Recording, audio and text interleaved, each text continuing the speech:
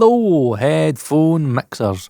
My name is Paul Third, and that man across from me is Emrah Celik, an award-winning mix and mastering engineer with over 3 billion streams to his name, with over 90% of those mixes coming from headphones.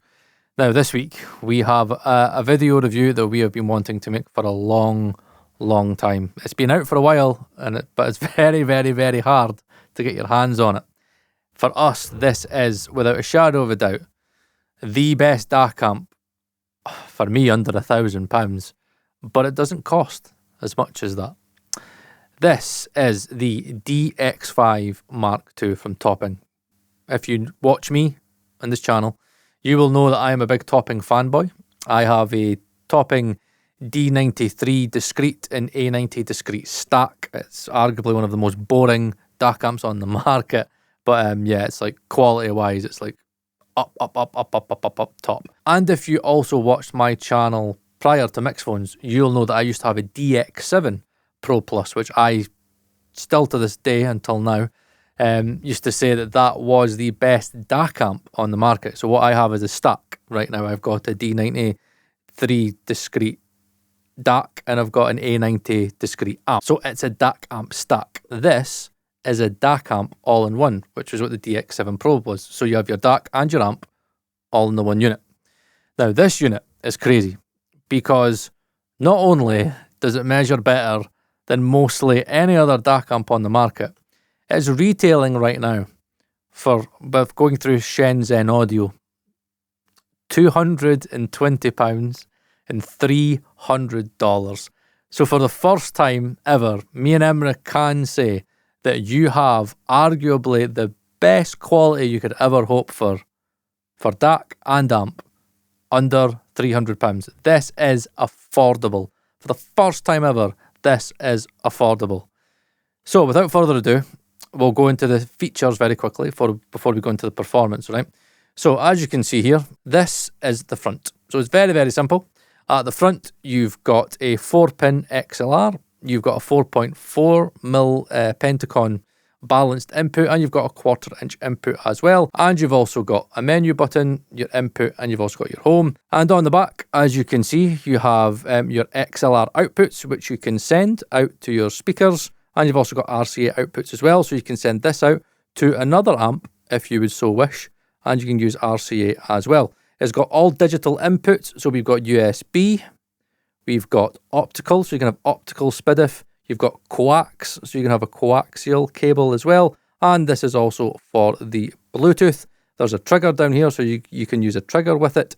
There's your power, there's your on and off switch, and that is everything that you would probably need in a DAC. Alright, so what makes this DAC amp so special and why are we so excited to tell you about it? Emrah, you've not done a lot of talking, so yeah, tell me and the audience what has excited you about the new Topping DX5 Mark II. Yeah, the first thing is that if you look at the price, it's under $300. Yep. Which is giving you the 10 times more quality, sound, power, and that's exciting because now you don't have to spend $3-4 grand to get that competitive sound out of any DAC amp or just any audio interface. Yep. So that's what excites me because I really want more people in this industry, people who can't afford such a $3-4 grand product, just grab that and now you have the product that you can actually trust and use. And you know that you're going to get good sound and good specs and power out of that little unit. So in terms of the specs, Emrah, can you tell us a little bit about the specs of the DX5 Mark II? When you use balance cable with 4.4mm or XLR, you're going to get 7,400 milliwatts at 16.0. Yeah, which is this cable here. So for anybody that doesn't know, this right here is your 4.4mm balanced Pentacon cable. Yeah. And you're going to get 6,400 milliwatts at 32 ohms when you use balanced.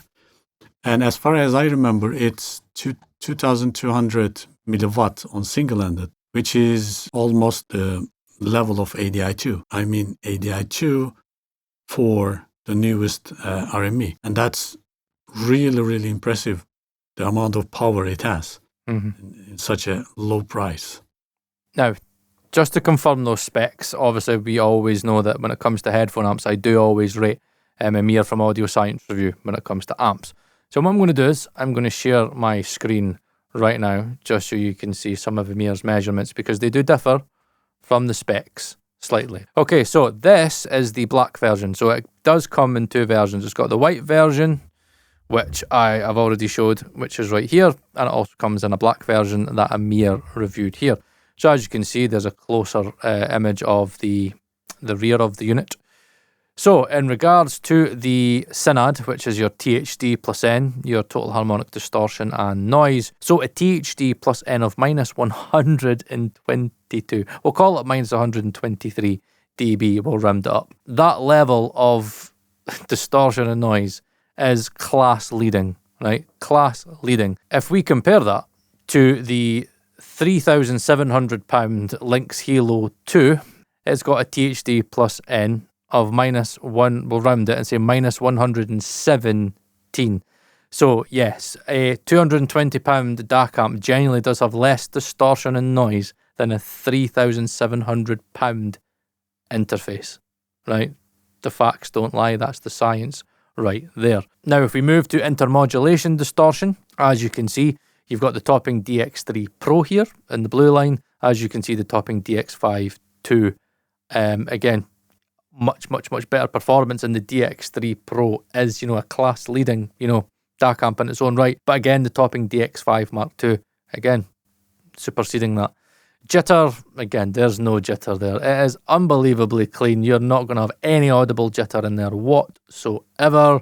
And then if we move down to linearity, again, look, linearity is textbook perfect. Again, that is just completely linear, completely flat, nothing to worry about. In terms of the filtering, again, this is, I think it's the default one. I think he's used here, default filter, which is a minimum phase. Now, the great thing with the DX5 Mark II is that it comes with a remote, and we will get to that a little bit later. But what you can do is, via the remote, you can change the filter type. So you can change it from minimum phase to linear phase. You can have a slow roll off, you can have a fast roll off. So you can change it all via the remote, which is very similar to what you could do with the DX7 Pro Plus.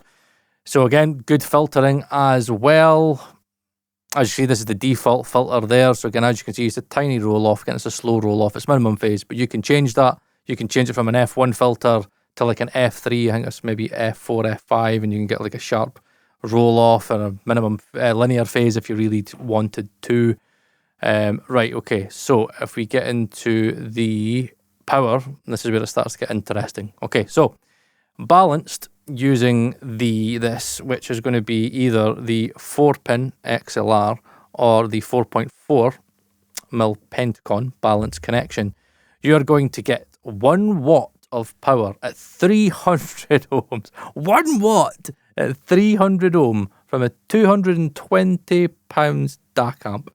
Unbalanced is still 250 milliwatts, right? But that's not going to be something that you're going to be using much unless you're using your Sennheisers. And I just want to point out that 1 watt means 1000 milliwatts. So in case for 300 ohm load, to understand how big the power is, in case you want to run a pair of headphones in full potential with a full volume, you just need around 100 milliwatts.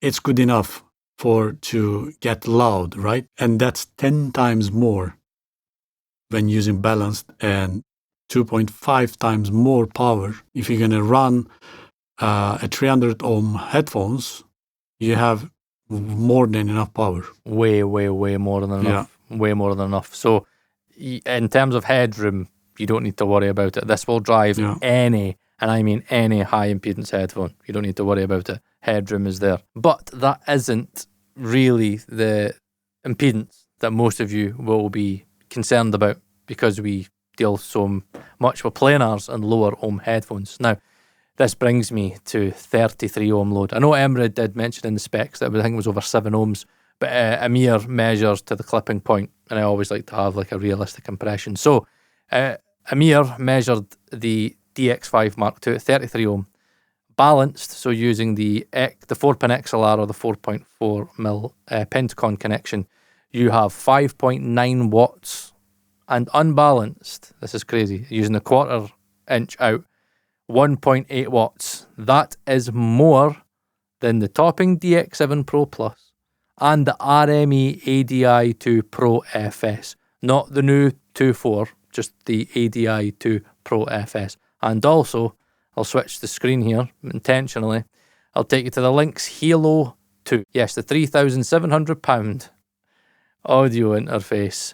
And so I'll just show you here at max power at 300 ohms. Yeah, you've got 79 milliwatts. And that's good. You know, 79, as Emrah said, 79 milliwatts at 300 ohms good. DX5 Mark II is giving you 1 watt. At 33 ohm, 1 watt. So again, it's still good. Again, it's got good current with the Lynx Hilo 2. 1 watt's pretty good. It's not as powerful as the DX7 Pro Plus or the RME. But if we go back to 33 ohms in the DX5 Mark II headphone out, unbalanced, it has, 800 milliwatts more than a £3,700 DAC amp interface. And balanced, cheesy peeps, 6 watts guaranteed. And if we look at, the THD plus N there, right? So again, if we go down to the bottom right, DX5, right? 1/4 inch high gain, 1.8 watts, minus 121.5 dB THD plus N. And if we go a full, call it 6 watts, right? Call it a full 6 watts at 33 ohm, minus 118 dB THD plus N. Completely inaudible noise and distortion. Now, that's at 33 ohms. If you go down here, I always like this from Emrah because I could calculate this. So again, he gives you how much voltage that at each ohm, the maximum that I'll output. So I can calculate it for 20 ohm, 32 ohm, 16 ohm, and it'll match up. So as you can see by this pink line here, which is 16 ohm, if I fall all the way down, it's outputting around 8.5 volts, which equates to 4.5 watts. Yes, 4.5 watts at 16 ohms. You are going to have no issue powering 99% of headphones. It will power nearly every headphone on the market. And the reason that I say that, but before I do go into it, right, there is a headphone that it can't power, but Emrah, tell the audience about a headphone that it can power that you were very surprised about, and tell me some of the experiences that you had trying to drive these pair of headphones with other DAC amps that you've got. Yeah, there's a pair of headphones called Moondrop Cosmo, which is really, really hard. It's like benchmark of the headphones to be able to test those stuff, how much they can power, right? And those headphones were clipping almost everything I plug into it. This is include A70 Pro, A50 Pro, ADI2, RME. It doesn't clip ADI2, but it distorts like there is no tomorrow. There is only one headphone amp that could power them with very loud power, very loud volume, which was FIIO K19.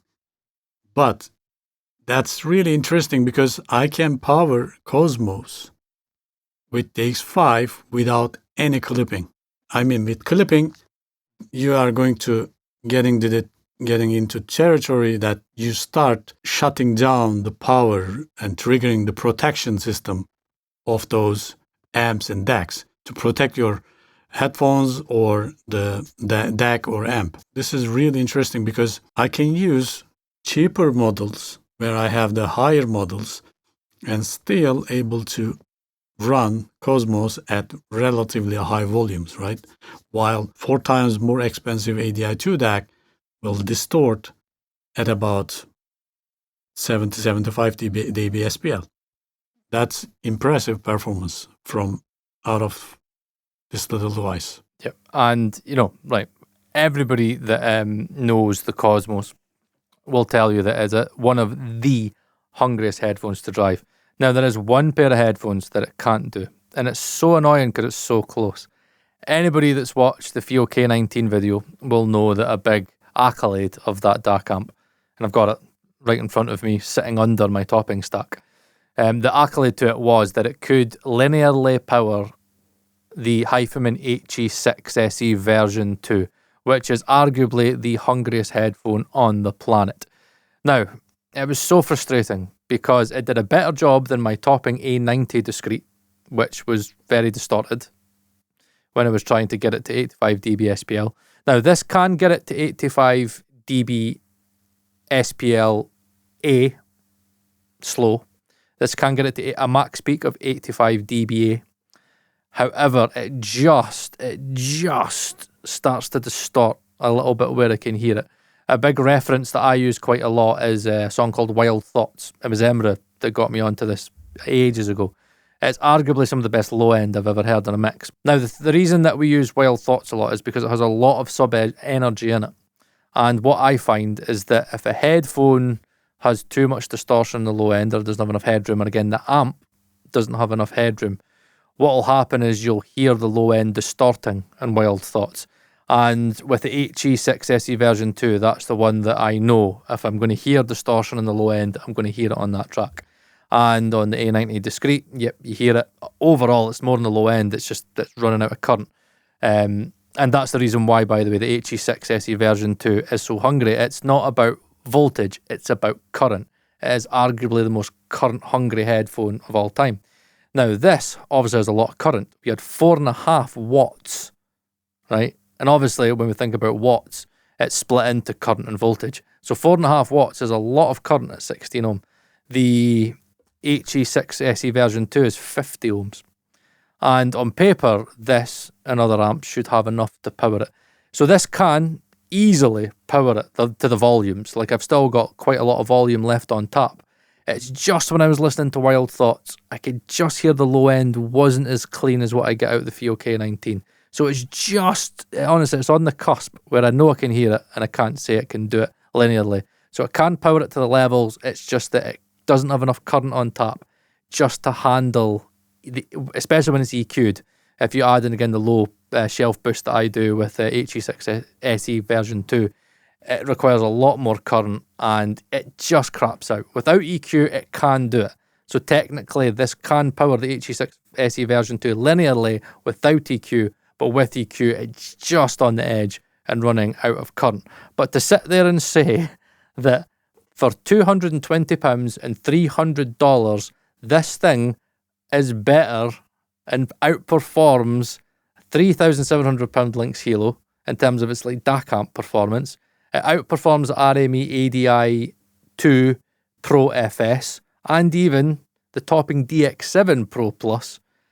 I just cannot see any reason why we cannot recommend this thing, especially considering, and this is going to be the big thing, is that it comes with the topping tune, which means that you have EQ DSP on board, which means that you can basically power 99.9% of headphones and have EQ DSP on board the unit that you can access via the remote, which is very similar to the D93 discrete. So this is the D93 discrete, and this is the DX5 Mark II. All these names, Jesus. Now, what's great about this is it comes with an A and a B, so you can switch your inputs and outputs very easy. It's got a C1 and a C2, so you can set a preset. So if you want to have a preset where you're going through your speakers, so you're going through the XLR line outs, you can have, C1 set to have no EQ DSP, and then change it to the XLR line out, and you can have it at a set level.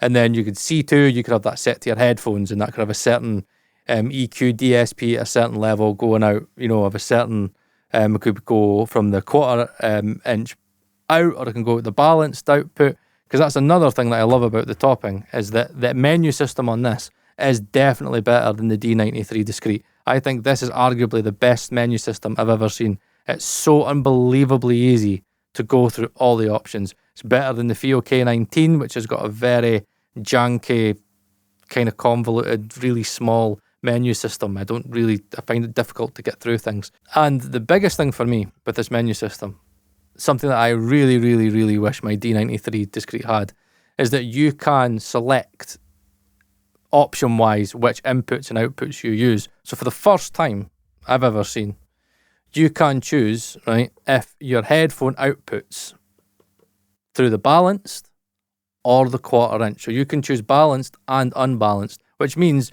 that you can have 2 headphones connected to it, and you can choose, you could switch for your outputs, and you could say, right, if I'm not using the 1/4 inch, then you can only have it coming out the balanced. But you can also switch between unbalanced and balanced. So you could have 2 headphones connected at the same time, and then you could switch between balanced and unbalanced.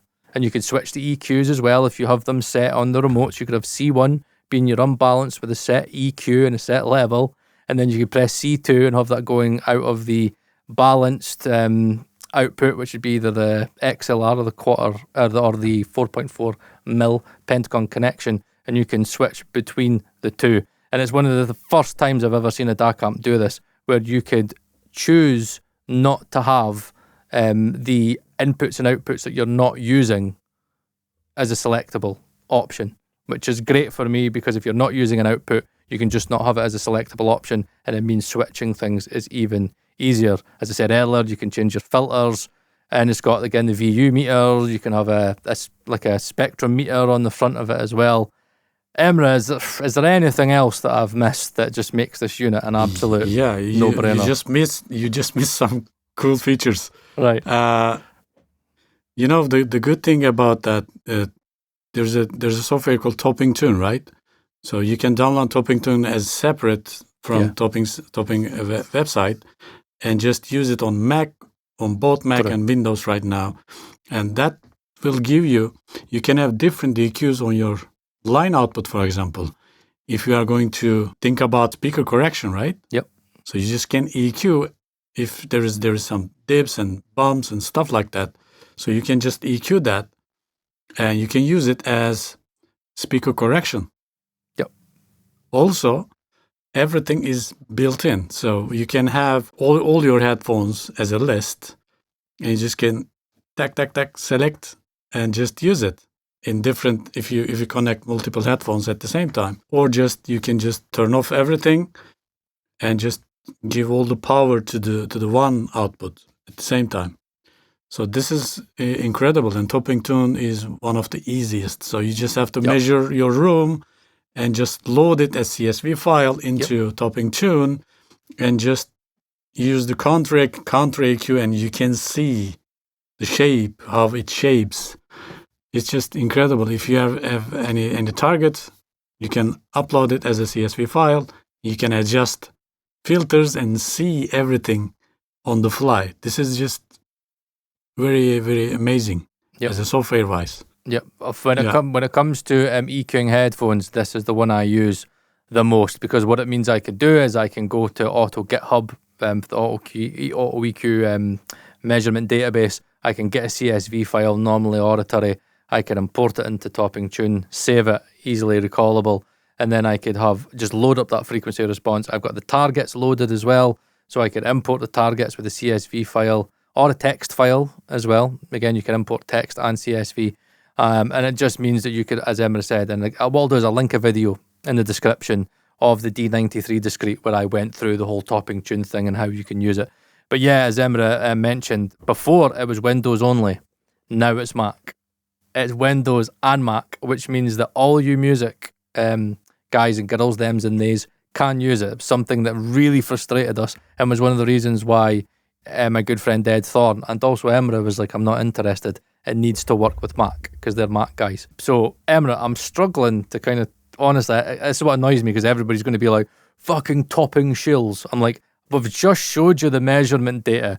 Emrah's done mixes and masters on it. I've compared it. I've fucking put it through its paces through all the headphones I've got. It sounds fantastic, right? It's an ESS DAC. Was it what DAC is it? Is it ESS Sabre?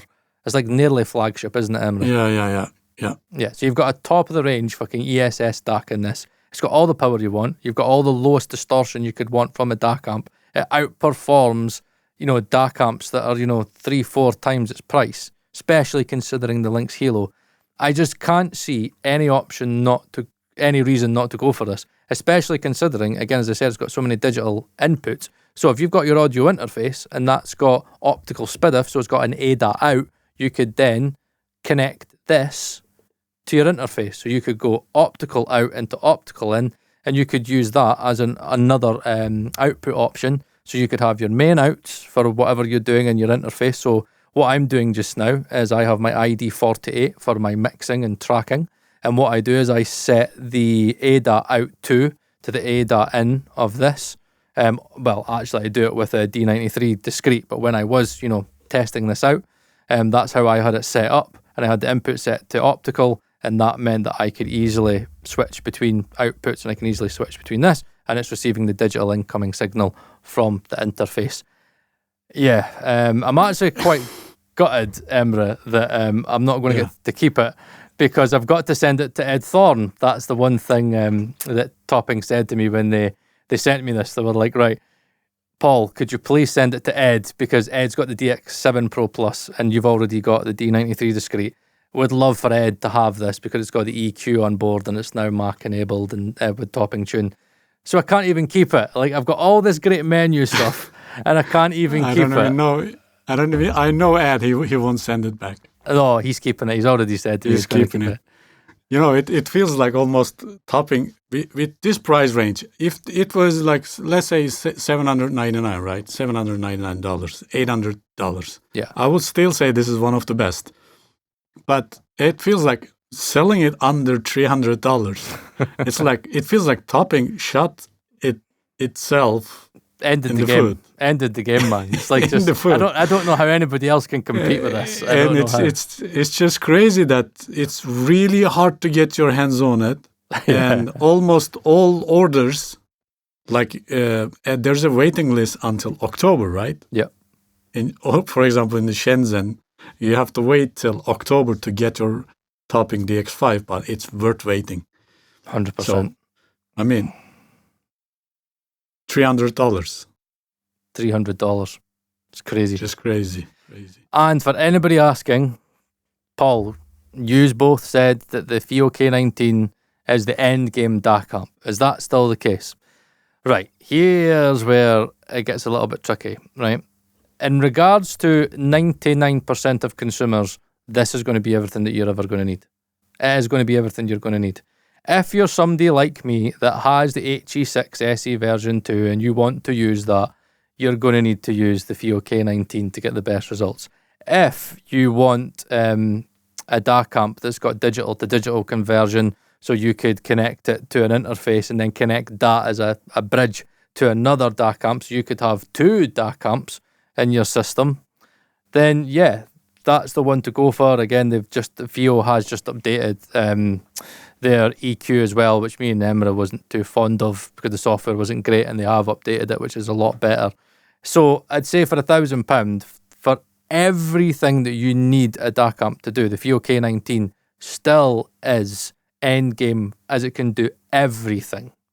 This can't do everything, but it can do arguably 100% of everything that any audio engineer is going to need, right? Not many people is going to need DDC, and not many people are going to be using the HiFiMan HE6SE version 2, which means that this is, under £1,000. It's end game DAC amp. End of. Game over. Shut the game down. Can we say it's kind of wet dreams of the home studio users? It's a wet dream, man. DAC amp. It's a wet dream. Yeah. Crazy. End game is different category. End game must be the end game. Yeah. When we say end game, really, like as you can see, it still struggles. You really need to max out to power Cosmos and HE6SE, and if you have those, that's why you have to go to end games like K19, because it's just it can power it, no problem. It can power everything you throw at it. Everything. 99%, as you said, won't have Cosmos or very high end, demanding headphones. Yeah. And if you're running like nanos or anything else at that category, this is going to power them like crazy amount of authority. Oh, easy. I mean, honestly, it will power 99% of headphones. Because remember, we are telling you that this genuinely has more power, like even unbalanced, than the RME ADI2 Pro FS. And, if you go balanced, you have like 4 times the power. No, sorry, more than that. You have 6 times the power, or 5. Maybe say 5 times the power. That's crazy. Yeah, and ADI2 DAC FS and ADI2 Pro FS does not have a balanced outputs. Correct. Headphones, only single-ended. But they have new ADI2 2.4, which has, I guess, 3.4 watts on balanced output. So which is still less power than the DX5, but it doesn't show you the real potential of the DAC amp. Just remember that you are still paying $300, but there's nothing I can tell anything bad about it. It's just, I would say, I was going to say, complain about, I'm going to be a little bit grumpy about there's no software for topping Tune, but it just came out like two weeks ago. Yep. I was using Windows emulator to run over Mac and to adjust the topping Tune. That was pain in the ass. But right now it's just, standalone app for Mac, and it's just dream came true. So the question is, Emrah, and this is how we will end this review. Everybody is going to want to know, Emrah, I think you know what I'm going to ask you. Is this going to replace your sturdy, your trusted RME ADI2?